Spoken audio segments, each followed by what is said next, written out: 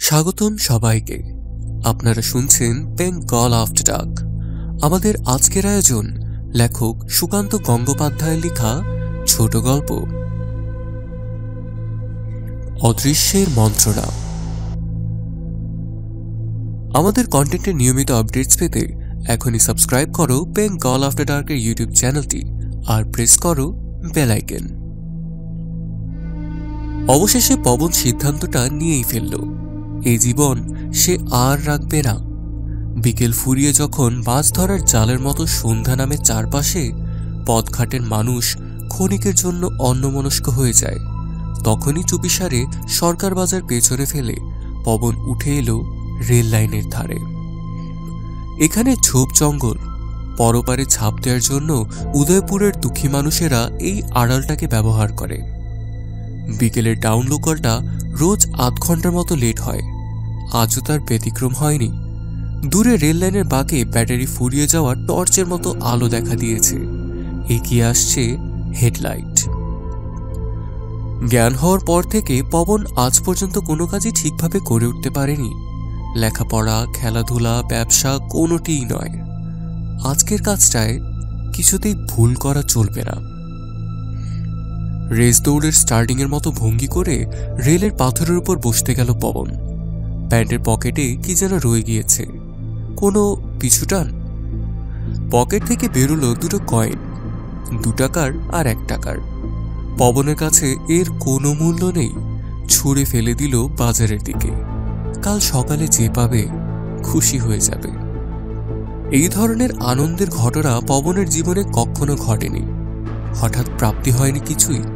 স্কুলে ক্লাস 6-এর গণ্ডি টপকাতে পারল না। বাবা মারা গিয়েছিলেন তার আগেই। বাজারে সবজি নিয়ে বাবার জায়গায় মা বসতেন। পবন মাকে সাহায্য করত। দুপুরের পর ছুটি, বাড়িতে খেয়ে দিয়ে ঘাটে মাঠে ঘুরে সময় কাটাতো পবন। প্লেয়ার নিতান্ত কম পড়লে খেলায় ডাকা হতো তাকে। এভাবেই কবে যেন বড় হয়ে গেল সে। মায়ের বয়স হচ্ছে, ঘরবার একসঙ্গে সামলাতে পারছিলেন না। ঘরের কাজে একজন সাহায্যকারী চাই। বিয়ে দিলেন ছেলের। পবন প্রবল আপত্তি জানিয়েছিল, কেন বিয়ে দিচ্ছ মা? কোনো রোজগার পাতি নেই আমার, এখনো আমরা ভাড়া বাড়িতে থাকি। তোকে ভাবতে হবে না, দায়িত্ব আমার, এটুকু বলে মা লাগিয়ে দিলেন বিয়ে। ওই গরিব ঘরে যেমন হয় আর কি, তোবড়ানো টিনের চালে জ্বলল টুনি লাইট। 2.5 বছরের মাথায় সব দায়িত্ব ছেড়ে মা চলে গেল দুদিনের জ্বরে। পবনের ছেলে তখন হামা টানছে। কাছা গায়ে মুখ ভার করে পবন বাজারে মায়ের জায়গায় গিয়ে বসল। শ্রাদ্ধ শান্তি করল যথা নিয়মে। কিছুদিনের মধ্যেই পবন বুঝতে পারল ব্যবসায় তার ক্ষতি হয়ে যাচ্ছে। যার কাছ থেকে সবজি কিনছে সে ঠকাচ্ছে। পোকা লাগা সবজি, ওজনে কম, যারা কিনছে ফেলছে ধার বাকি।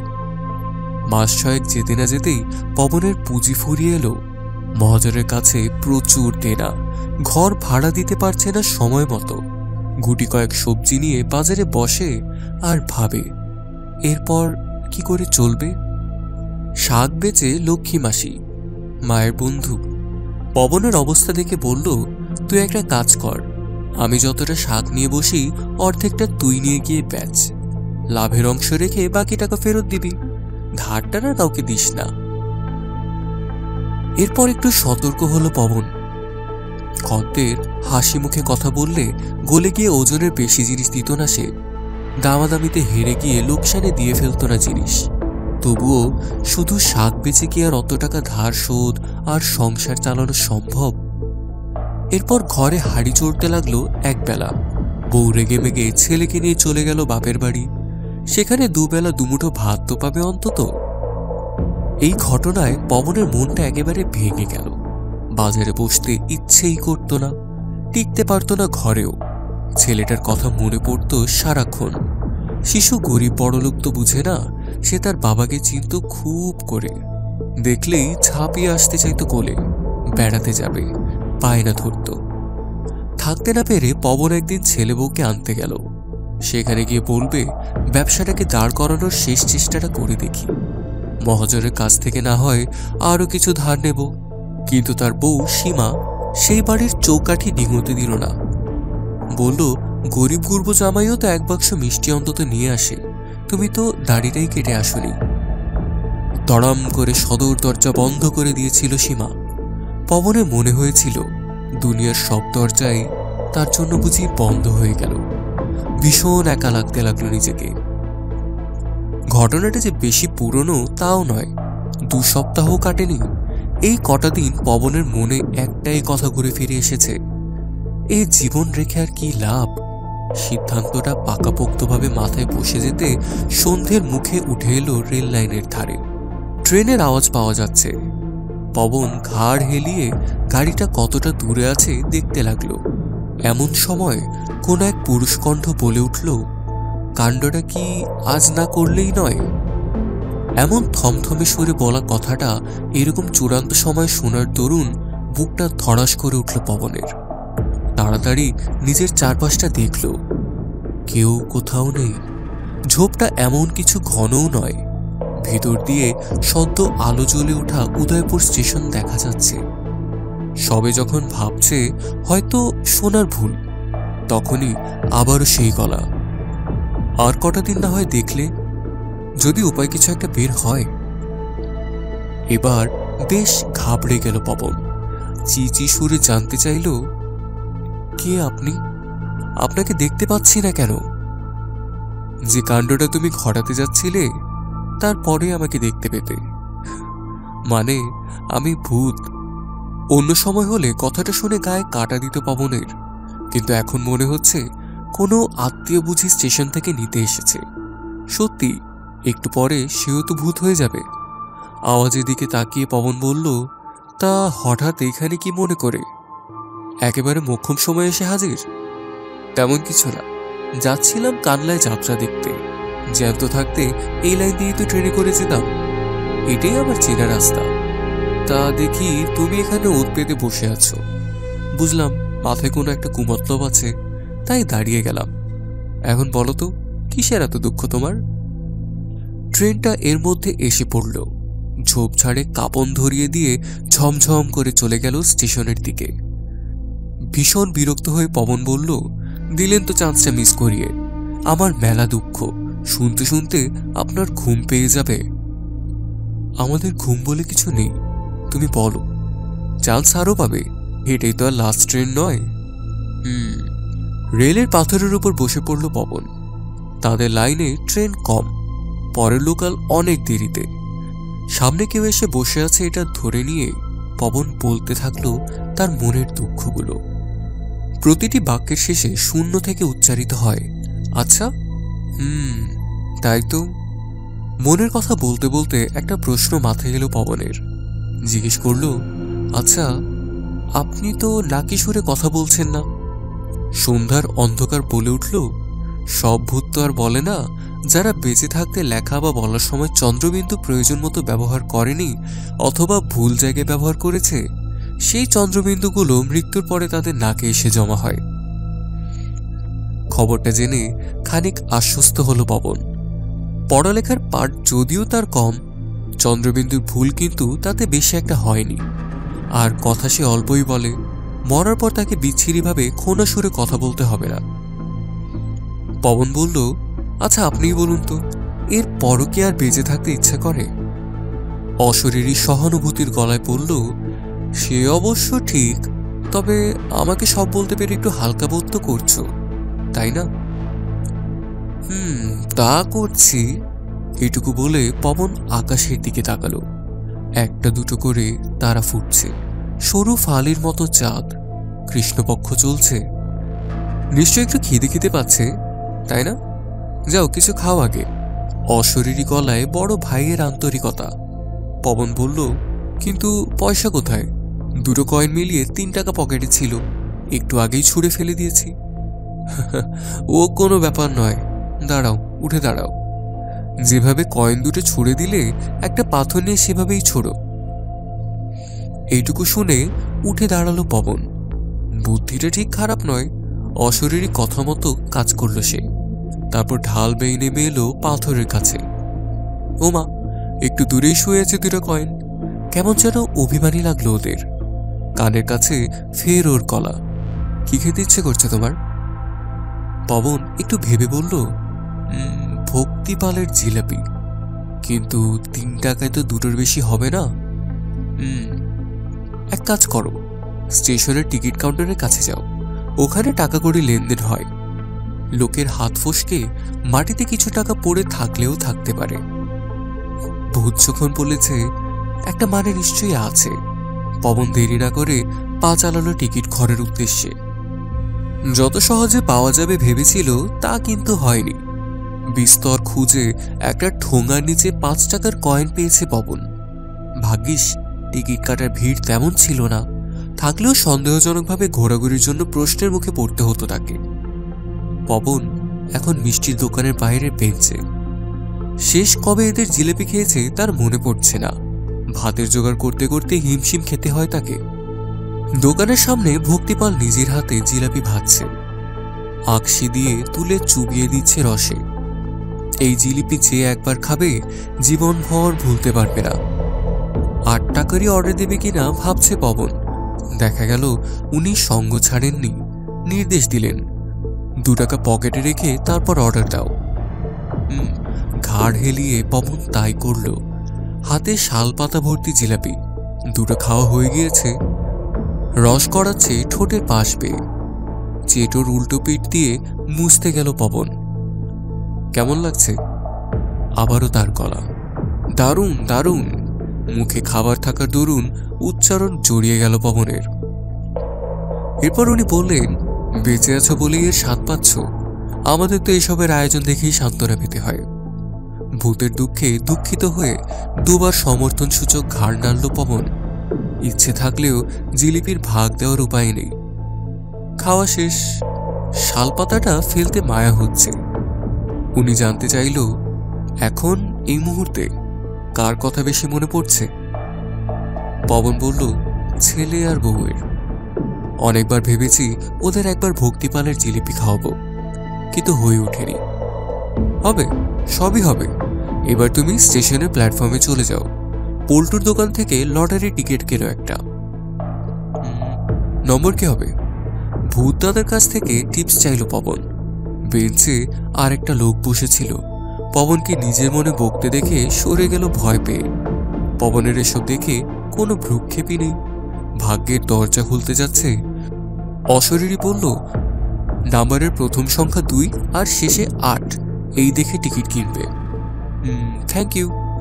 এইটুকু বলে পবন দৌড় লাগালো উদয়পুর স্টেশনের দিকে। এরপর 7 দিন কেটে গেল।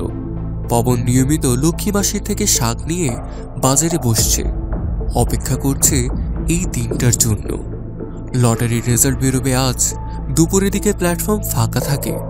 পবন টিকিটটা দোকানে নিয়ে অন্যমনস্কতার ভান করছে। আর চোখে দেখে নিয়েছে যে রেজাল্টের কাগজ বের করছে পল্টু। পবন শিওর পল্টু এক্ষুনি চেঁচিয়ে উঠবে, আরে পবন, তুই তো ফার্স্ট প্রাইজ মেরে দিয়েছিস। ভূতের কথা মতো টিকিট কেটেছে পবন। প্রাইজ নিয়ে এসে যাবে কোথায়? কিন্তু কি হলো? পল্টু কোনো সারা শব্দই করছে না। দোকানের দিকে তাকিয়ে পবন দেখল টিকিটে পেনের ঢেড়া মারছে পল্টু। এগিয়ে দিল টিকিট, ঠান্ডা গলায় বলল, লাগেনি। নিজের কানকেরা বিশ্বাস করতে পারছে না পবন। টিকিটটা ফেরত নিয়ে হাওয়ায় উড়িয়ে দিল। ভূত দাদা খামোখা ফলস মেরে দিল দেখি। গরিব দুঃখীকে নিয়ে তামাশা। কি মন ভেঙে গেল? সেই গলাটা আবার শুনে গেল। দোকান ছেড়ে খানিকটা এগিয়ে আসছিল পবন। দাঁড়িয়ে পড়ে শূন্যের উদ্দেশ্যে বলল, কি ভাঙবে না মন? আপনি তো একেবারেই মামুলি ভূত মশাই। পরামর্শ কাজেই লাগলো না। কোন টিকিট প্রাইস পাবে ভূতের ঠাকুরদাও বলতে পারবে না। আমি তোমার টিকিট কিনতে বলেছিলাম অন্য উদ্দেশ্যে। তা শুনি উদ্দেশ্যটা কি? বলল পবন। ফটফটে রোদের মধ্যে ভেসে উঠল কথা, এই কটা দিন নিশ্চয়ই তোমার খুব ভালো কেটেছে। ভেবেছ প্রাইস লাগবেই। টাকাগুলো নিয়ে কি করবে মোটামুটি একটা পরিকল্পনা করে ফেলেছ। ছেলে বউকে এটা সেটা কিনে দেবে। কথার মাঝে পবন বলে উঠল, তাতে লাভটা হলো কি? সেই তো আগের অবস্থায় ফিরে এলাম। আসুনি। এই সপ্তাহটায় তুমি একবারও ভাবনি জীবনটা রাখবে না।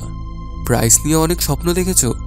মরে গেলে স্বপ্নগুলো দেখা হতো না, কারণ ভূতেরা কখনো স্বপ্ন দেখে না, ভবিষ্যৎকে আড়াল করে থাকে বর্তমানে।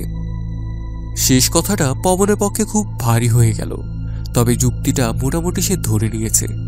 অশরীরী এবার বললেন, যাক ওসব ছাড়ো, লটারির প্রাইস কোটিতে একজন পায়। এখন ওই যে দেখো আপ প্ল্যাটফর্মে এইমাত্র যে গাড়িটা এলো, মালপত্র সমেত এক বৃদ্ধ নামছেন। কুলি খুঁজছেন উনি। তোমাদের ঝিমমার ও উদয়পুর স্টেশনে কুলি পাওয়া দুষ্কর। তুমি যাও, মালপত্র বয়ে রিকশায় তুলে দিয়ে এসো, কিছু রোজগার হয়ে যেতে পারে। ভূতদাদার কথা মতো সবই করল পবন। উদয়পুর স্টেশনে ওভারব্রিজ নেই। মাল কাঁধে নিয়ে বৃদ্ধ মানুষটিকে ধরে ধরে রেললাইন পার করালো। রিকশায় উঠে বৃদ্ধ বলল, বাবা দীর্ঘজীবী হও। এটুকু বলে বৃদ্ধ চলে গেল। হতাশ হয়ে রিকশার চলে যাওয়া দেখছে পবন। আবার উনি পাশে এসে বলল, মন খারাপ করো না, বয়স্ক মানুষের আশীর্বাদ পাওয়াটা কম কথা নয়। এবার বিরক্তির চোটে রাস্তায় ডান পা ঠুকলো পবন। উড়ল ধুলো। বলল, আশীর্বাদ দিয়ে কি আমার পেট ভরবে? এর চেয়ে মরে যাওয়াই ভালো ছিল। আগেই পেটের কথা ভাবো কেন? কাজ খোঁজো, কাজ। হাঁটতে থাকো, কিছু না কিছু পেয়ে যাবে। হাঁটা ছাড়া এখন আর কি বা করার আছে? এইসব ভাবতে ভাবতে মাইল দুয়েক হেঁটে ফেলল পবন। হঠাৎ পেল কাজের গন্ধ। রাস্তার ধারে দোতলা বাড়িতে আলমারি তোলা হচ্ছে। দরকারের তুলনায় লোক কম, সুবিধে করতে পারছে না ওরা। পবন এগিয়ে গেল। 50 টাকা এলো হাতে। খুশি হয়ে দিল বাড়ির মালিক। পবন ভাবল, টাকাটা থাক, কাল লক্ষ্মী মাসের শাক ছাড়াও কিছু সবজি নিয়ে বসবে। পবনের অবস্থা এখন ফিরে গিয়েছে। সেই 50 টাকার সবজি বিক্রি করে লাভ হয়েছিল 30 টাকা। পরের দিন 80 টাকার সবজি নিয়ে বসেছিল সে। লাভ হলো আরও। এভাবে কবে থেকে যেন তার ব্যবসাটা দিব্যি চলতে শুরু করেছে। দুপুরে বাজারে উঠে যাওয়ার পর অযথা বসে থাকে না সে, কাজ খুঁজতে বেরোয়। একটা না একটা কাজ জুটেই যায়।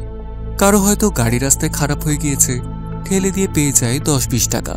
কখনো হয়তো ঢুকে পড়ে কোনো কেটারিং এর দলে, ভালো খাওয়া টাকা দুই পায়। কখনো বা পুকুরে ডুবে খুঁজে দেয় গৃহস্থের ঘটি বাড়ি গয়না।